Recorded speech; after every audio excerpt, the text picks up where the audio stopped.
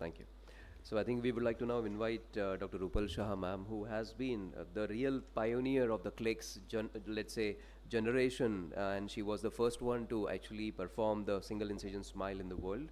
And she is definitely somebody who has the largest and the longest experience with KLEX technology. So we definitely thought that she is the right person also to talk to us about different complications, how to manage them about this. So over to Dr. Rupal Shah, ma'am, to deliberate on complication management, please. Thanks. Thank you, Varma, respected chair, and my colleagues here. Thank you for the opportunity to be here. I'm going to be talking about some complications and their management in basically smile procedures, which I have an experience with, but I'm sure in the other platforms they're going to be facing similar problems. So all is not hunky-dory in the paradise. There are problems in paradise, and we need to recognize those and also try to treat them. The primary complications, or I would say challenge in any KLEX procedure, would be for retreatments, because till today no platform have a retreatment option of having a lenticule-based procedure over the previous lenticule-based procedure. We have all tried doing it in very few numbers, so overall experience all across the world of doing another lenticule on a lenticule-based procedure is much less. So we cannot really comment whether it would work in everybody in the same way, because you're going to create bioptics and it's a real challenge. Suction losses during femtosecond laser cuts was the primary problem that most people would face. Just like in LASIK, you would have an inadequate flap or a free cap. Here, suction loss was the main problem that everybody faced. But nowadays, with the newer platforms, with better suction, and with a short suction period, this problem is becoming much less. And lenticule getting stuck under the cap is also another problem that can happen, especially when you are learning. Retreatments after LASIK is very simple, because you can lift the flap and expose the corneal stroma again and perform excimer laser reshaping. Some people also prefer to make a new deeper cut. In SMILE, there is no flap to relift, and because the cap diameter and lenticular diameter are different, it's not so easy to create a fresh cut at a deeper level. So alternate is to do a surface ablation, but of course there is considerable more pain and more recovery time, which the patient may have an objection to.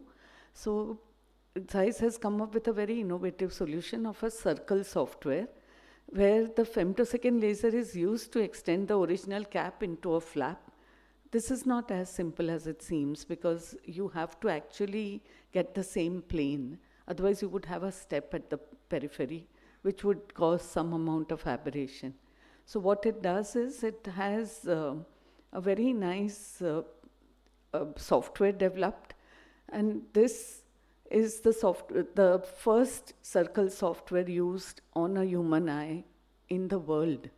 So you can see that even the first one worked really well. So there were only some animal studies done in Singapore, and then we tried this in our patient in Vadodara to do a circle software. And to our great surprise, we could reach the same plane pretty easily, as you can see here. So we are just converting the cap into a flap.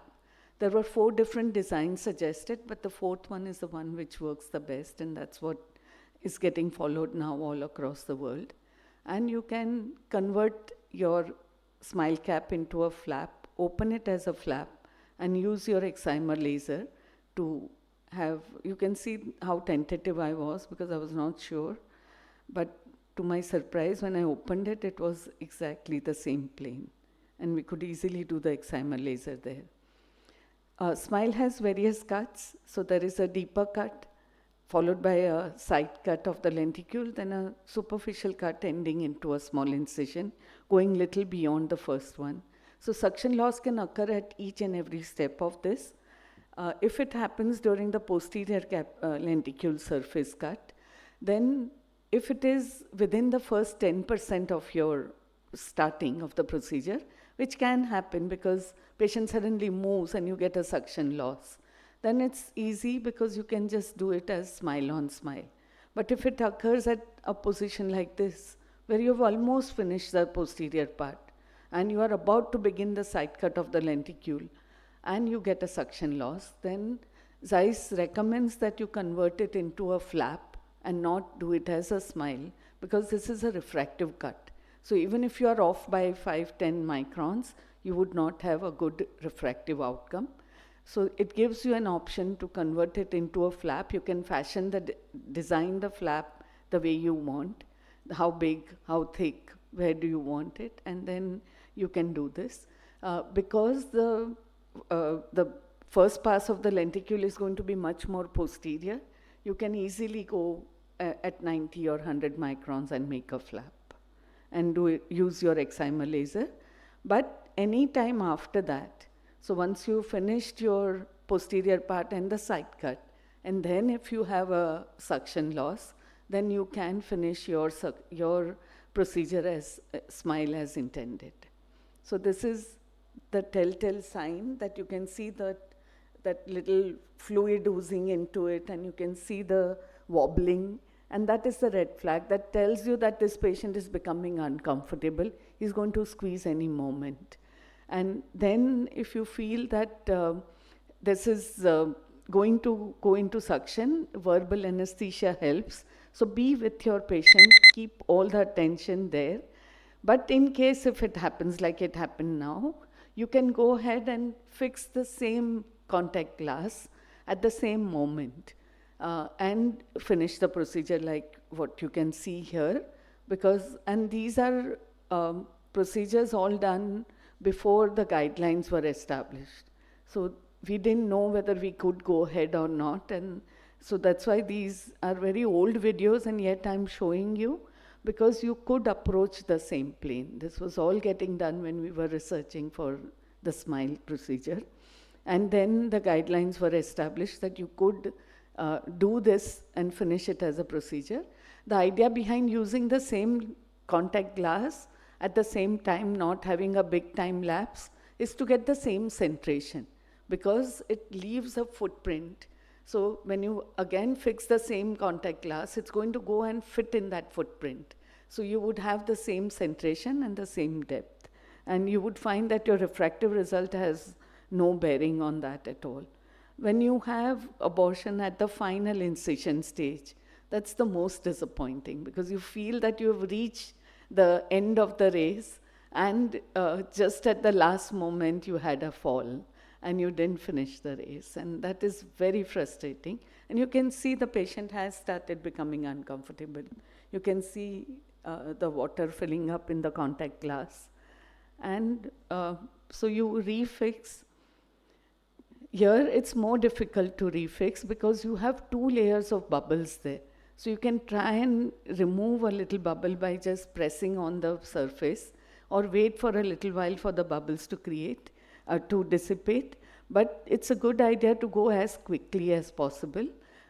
Again, because you want the footprint to be there, and so that your centration is not totally off otherwise. And you have a guide of the bubble pattern to tell you whether you are at the correct spot. I'll just take 2 minutes more. And you'll be able to reach the same plane. But it does not always end up like this, where you could easily reach.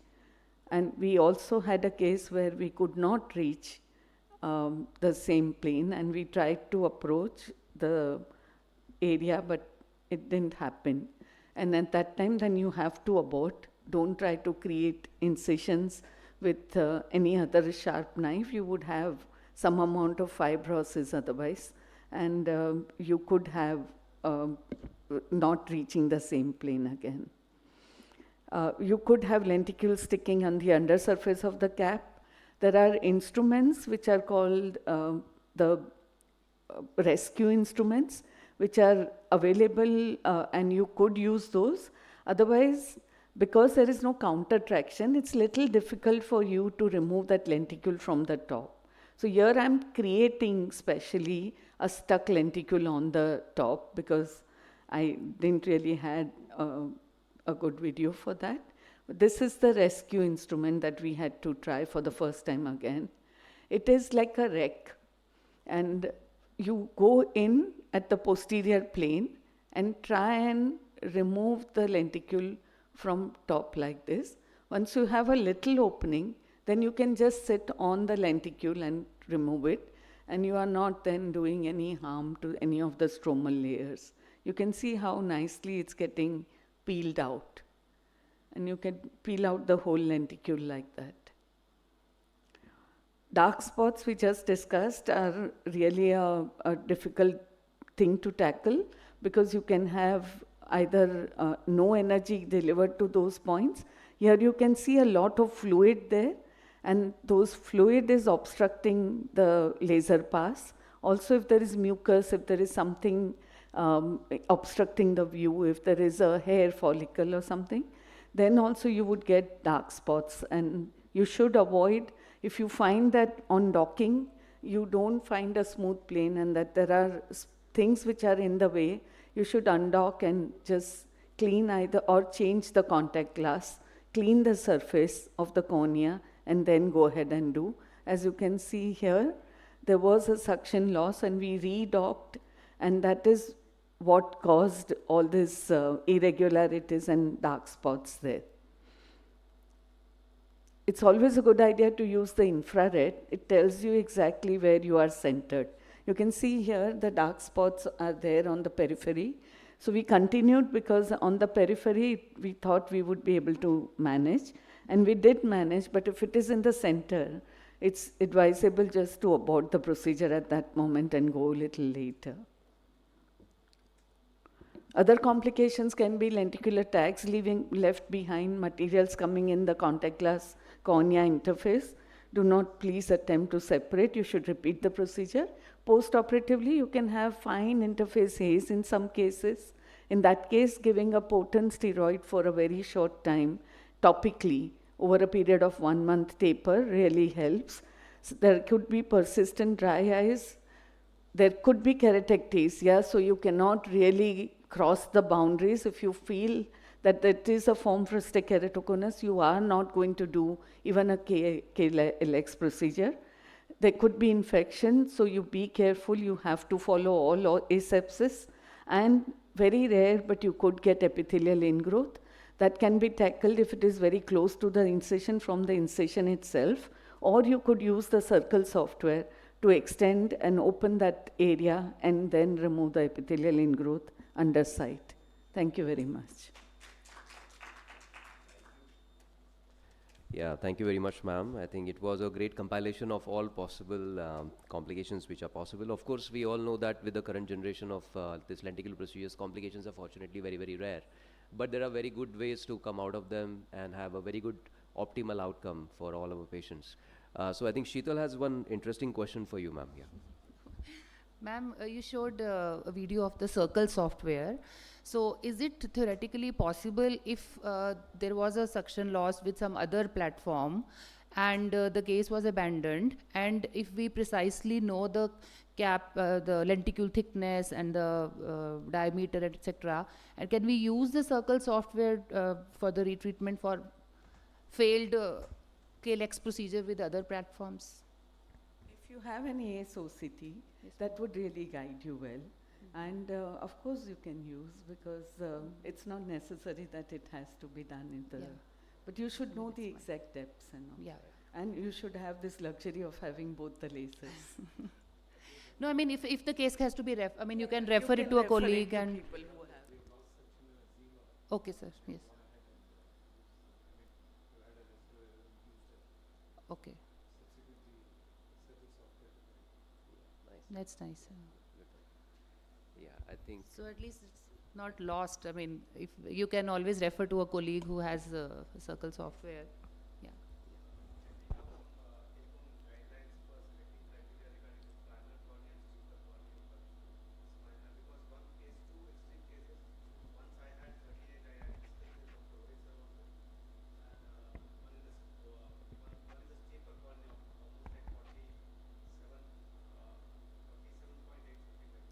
Fortunately, doing the procedure is not such a big issue, whether it's a very flat or a very steep cornea.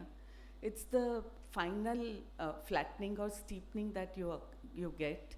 And there is a limit to what a cornea can modulate itself. And so the induced aberrations would be much more if you go much flatter or much steeper. So you have to respect that corneal limitations of being able to mold itself. And then with these procedures, in fact, it's much easier than, say, a microkeratome LASIK if it is very flat or a very steep cornea. Docking is not an issue. It was not taking suction in a smile machine? Okay. I have not really found it in the machine that I am using. Large, flat. Larger and flatter.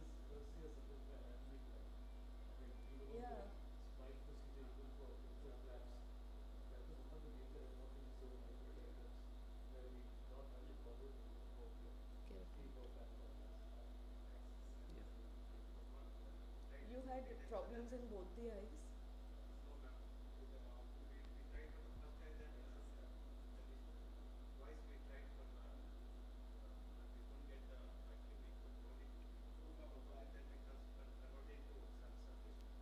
Oh.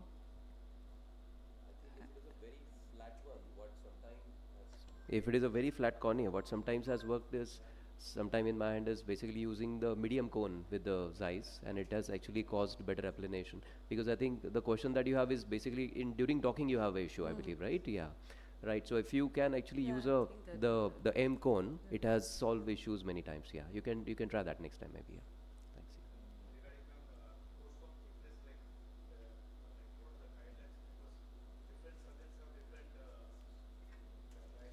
Sir, So, Dr. Ramurthy, till sir. we have better understanding of Ramurthy, sir. biomechanical Sir. strength of a cornea, this is still going to remain as. I think we So have I to like give to leave the next behind session, at least yeah. 300 microns, but I go up to 280.